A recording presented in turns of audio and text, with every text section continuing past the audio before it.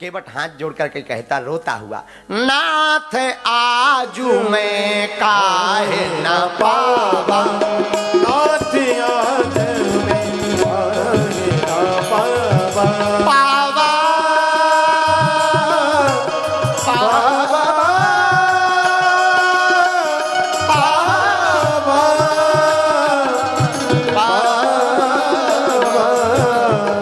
नाथ आज मैं काहे न पावा, नाथ आज मैं काहे न पावा, मिटे दोष दुख दारिद्र दावा, मिटे दोष दुख दारिद्र दावा, मिटे दोष दुख दारिद्र दावा, मिटे दोष दुख दारिद्र दावा, बहुत काल की मजूरी, बहुत काल में कीन मजूरी, बहुत काल की में मजूरी, बहुत काल में कीन मजूरी, श्री राम जय राम जय जय राम,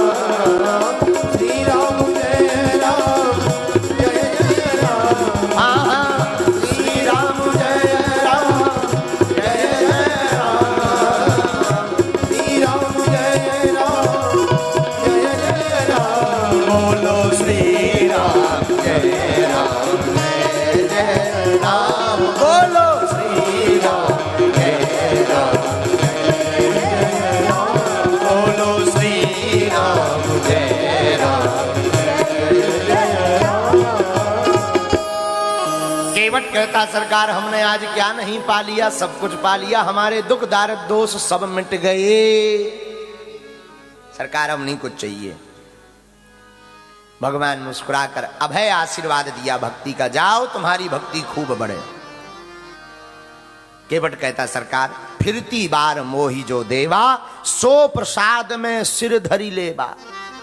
आप जब वापस आएंगे तो जो भी हमको देंगे हम प्रसाद रूप में उसे स्वीकार कर लेंगे। आहा, इसका मतलब राम जी बोले दोबारा फिर धोना चाहते हो का चरण? केवट बोला अगर कृपा हो जाए तो क्या कहना, हम कहते चरण ना भी धोने को मिले तो दोबारा दर्शन मिल जाए। लक्ष्मण जी बोला सरकार इससे बच के रहो, ये बहुत ऊंचा आदमी है। राम जी बोले क्यों? बोले ये इस लोक की तो ठीक है, परलोक का भी ये आपसे साइन करवाता जा रहा है। हाँ, अभी कुछ देर पहले क्या कह रहा था कि अगर आप उधारी मानते हो तो अभी मत चुकाओ, ब्याज सहित चुका देना, जब हम तुम्हारे धाम आएंगे तो हमको तुम अपने धाम में पार करा देना। बोले एक तो वो मांग लिया, कितना चतुर आदमी है। दूसरा चरण धो लिया, और चरण भी कैसे धोया? बोले आप कहो कि हमारे चरण धो, मतलब इसको कोई आफत नहीं है। अब चलो ये बात भी हो गई। तीसरा आपका हाथ भी सिर पर रखवा लिया। और चौथा इसने क्या चतुरता की केवट ने? चौथी चतुरता केवट ने की कि गंगा जी में इसने वरदान ले लिया कि जो जो भी इस केवट प्रसंग को सुनेगा वह 84 लाख योनियों में नहीं पड़ेगा। ये भी पा गया। और पांचवा क्या पा गया? जानकी जी को बिटिया भी बना लिया, भाभी मां को बेटी भी बना लिया। पांचवा ये पा गया। अब इसका बिजनेस देखना कितना खतरनाक। और छठवां बिजनेस का क्या साइन करवाया? छठवां बिजनेस का यह साइन करवाया कि अभी तो ठीक है, वापसी में जब आप आओगे तो यहीं से आना, फिर जो आप हमें दे दोगे सो ले भी लेंगे। केवट जैसा कोई दिमागदार नहीं है पूरी रामायण में। श्री राम जय राम। केवट जैसा बुद्धिमान भला कौन हो सकता है? पर केवट जैसी भक्ति भी कोई नहीं पा सकता है। आपको बता दे, केवट कोई साधारण है क्या? नहीं। आप सुनकर के आश्चर्य में भर जाएंगे। नई कथा होगी आपके लिए, सुनिए, बहुत गंभीरता पूर्वक आज की कथा सुनिए। आज की कथा से आप बहुत कुछ सीख कर जाएंगे। जब से राम जी बन गए केवट की नाव पर चल करके, फिर लौट कर कभी केवट ने नाव नहीं चलाई, कभी नहीं, कभी नहीं चलाई। हमने एक अन्य रामायण में यह पाया है। क्योंकि केवट ने सोचा जिन राम जी को पाने के लिए दुनिया तरसती, पूरा विश्व तरसता, बड़े बड़े देवता, हमने उन राम जी को पा लिया, अब हम संसार के नहीं होंगे लौटकर, अब हम राम जी के हो गए। लौट कर केवट ने कभी नाव नहीं चलाई। और रुकिए, जब तक राम जी 14 बरस वनवास तक रहे तब तक केवट घर नहीं गया। रोज गंगा किनारे बैठा बैठा राम जी की याद में रोता रहा। और सुनिए, एक दिन केवट ने अपनी आंखें भी फोड़ ली, अंधा हो गया। पूछा किसी ने क्यों? बोले इन आंखों ने अब राम जी को देख लिया, अब ये आंखें दुनिया को नहीं देखेंगी। नैनों को भी फोड़ लिया।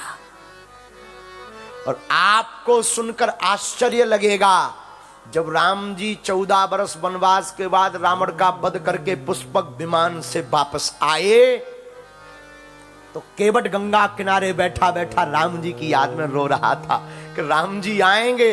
राम जी का विमान तेज गति से अयोध्या की तरफ जा रहा था, लेकिन केवट के भाव के कारण विमान अन्य जगह तो बड़ी तेज गति से चला, पर केवट के ऊपर जैसे ही पहुंचा गंगा के किनारे अपने आप विमान की गति रुक गई, विमान चलने से बंद हो गया।